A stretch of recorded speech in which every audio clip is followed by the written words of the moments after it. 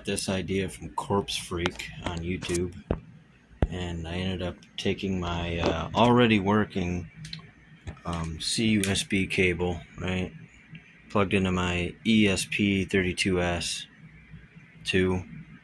so ESP32S2, and what I ended up doing is the same thing Corpse Freak did pretty much. I used this device right here, and I checked the continuity, which is just a multimeter right here.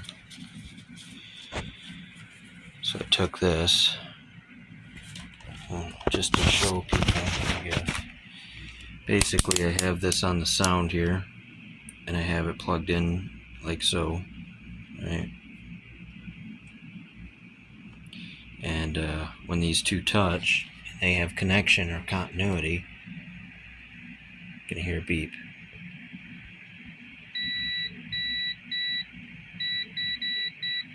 So we're just listening for the beeps. That means there's continuity. Now, my Ps4 is currently taken apart because I was doing this. So I already have this one. This is my Luck Fox, and I had that hooked up, and it's still running. But it doesn't interfere because I'm not running Ethernet, PPB, OE, PB phone, whatever. So basically, I'm just running this little guy here, this ESP32S Mini, and I have it soldered to my front USB port. I'm just using the V-bus and the ground off of that one. The data connection isn't even used on that. But basically, this shouldn't interfere with the USB port, only for the first 10 seconds of the exFAT payload exploit. Other than that, this shouldn't interfere at all.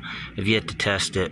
I literally just got it to work for the first time, and I went straight to video. So I got to get to sleep. I got work later. But I just wanted to show, because this took me about an hour to solder and insulate with some hot glue there. It's still not quite ran and taken care of. This actually popped off because it heats up and it was connecting with my metal. So I got to figure out a method to hide this cable, you know, and maybe put some tape over that or something to stop it from sticking with the hot glue there. But anyway, yeah, so this is the chip. Right, and this is the settings I had to run because it wasn't working with 7,000, so I put it back to its default USB weight. I might even make that 11,000 or 12,000 just to be safe, because I did have an error once already with this settings, but 10,000 seems to be working. I'm gonna try it. So, you know,